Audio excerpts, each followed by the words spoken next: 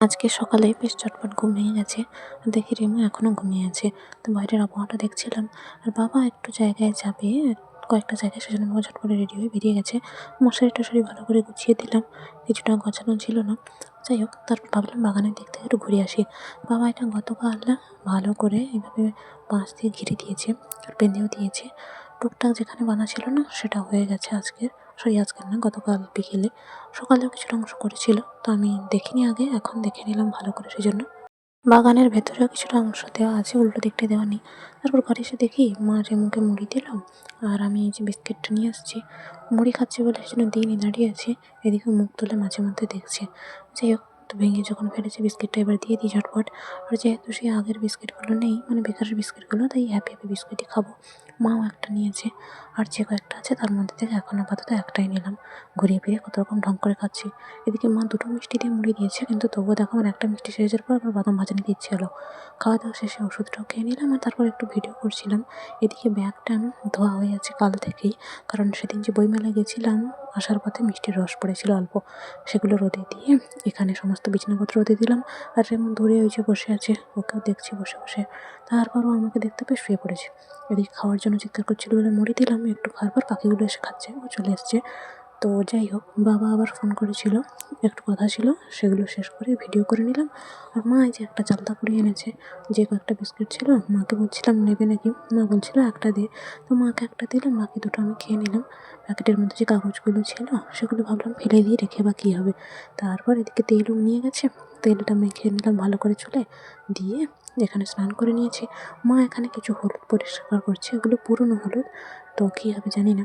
এদিকে আজকে নিরামিষ, যেহেতু রেমন তো মুড়ি খেলো। বাবা ঘর চলে এসছে। আর এই সোয়েটারটা দেখছিলাম, অনেকটা আমার সোয়েটারটার মতো। যাই হোক, আরও বেশ কিছু প্রয়োজনীয় জিনিস নিয়ে এসছে, সেগুলো একটু দেখছিলাম, মা দেখছিল। কিছু জিনিস একটু ভুলভাল এসছে বলে মা একটু চিৎকার করছিল। তারপর বেশ কিছু ধূপও নিয়ে এসছে, মানে কয়েক প্যাকেট। আর এখানে ঠাকুরের কাছে সমস্ত কিছু সুন্দর করে সাজিয়ে দিয়েছি। তারপর বাকি যা ছিল বাবাও দিয়েছে। তো সমস্তটা দেওয়া শেষে ঝটপট করে খাওয়া দাওয়া শেষ করে নিলাম। এদিকে রেমো জানলায় গিয়ে বসে আছে। যাই হোক, তারপর রাস্তা দিয়ে কে একজন যাচ্ছে, আর আমি এদিকে বই পড়তে পড়তে এসবই দেখছিলাম।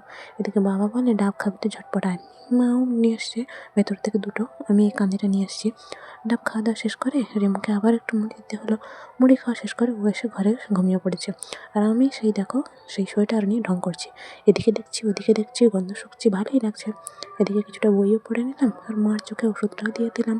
তারপর বাবা গেছে বাগানের দিকে, আর ফিশারির ধার থেকে কিছু বাঁশ নিয়ে এসেছিলো, সেগুলোকে নিয়ে গেল, ঠিকঠাক বেঁধে দিল। সবজি কিছু নিয়ে এসছে, তিনজনের জন্য তিনটে চকলেট বের করে ঝটপট খেয়ে নিয়ে বাগানের দিকে গেলাম। জানো তো, আমাদের বাগানের পাশের বাগান থেকে, ঠাকুমার বাগান থেকে কিছু চিকনি শাক তুলেছি। পুরো বাগান ঘুরে ঘুরে এই কটা পেয়েছি। প্রচণ্ড ঝোঁকও ছিল। যাই হোক, নেওয়ার সময় ঘোড়া সহ উপরে এনেছিলাম, ভালো করে পরিষ্কার করে বেছে দিয়েছি। একজনকে দেবো বলেছিলাম, সেই জন্য জানি এইটুকু কিছু হবে না, তবুও দেবো, কথাটা তো রক্ষার্থ হবে। যাই হোক, বাবা আবার লিচি চকলেট দিল, তো আমি সেই লিচি চকলেটটা খেয়ে নিয়ে এরকম হাসি হাসি মুখ করে ছবি তুলছিলাম। আর ওখানে রেমুকে খেতে দিয়েছিল, খাইনি যদিও।